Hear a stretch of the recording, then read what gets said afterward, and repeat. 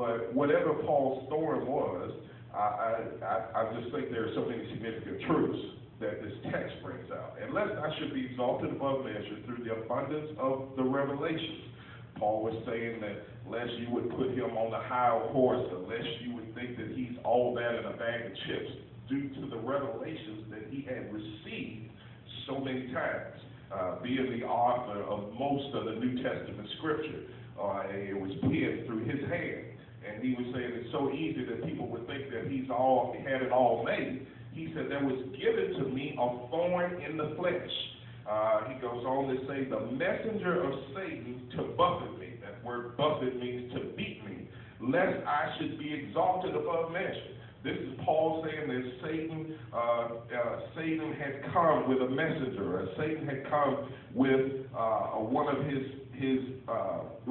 ranks to buffet him. That kept him from being exalted above measure. And maybe sometimes we got to look that sometimes these thorns have been a blessing in some cases, because we are so quick to get high-minded. We're so quick to put ourselves up on a pedestal. But Paul said that this messenger of Satan was sent to buffet me.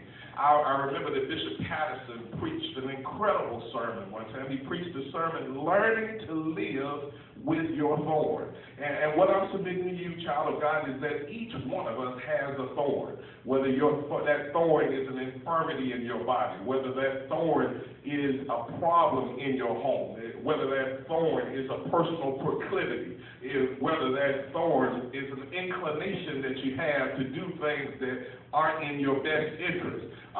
We all have to learn to live with our thorns. So Paul saying that he would set this thorn in the flesh, and this messenger of Satan above him, lest he should be exalted above measure. It goes on in verse 8. For this thing I besought the Lord thrice that it might depart from me. Paul saying that he went to the Lord on 3 separate occasions to take this thing off of him. And it just introduces that, that there are just times where God sometimes will deny your prayers. I was thinking about Moses, when Moses said, show me your glory, show us your glory. And God had to tell Moses that if you would actually see me, that you would die. That there are times that God knows that some of the things that we're praying for aren't in our best interest.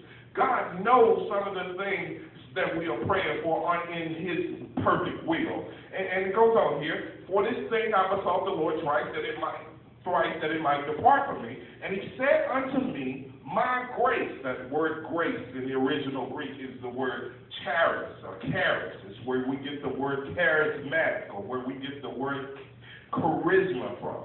And it means God's grace to sinful humanity, or God's unmerited favor, God's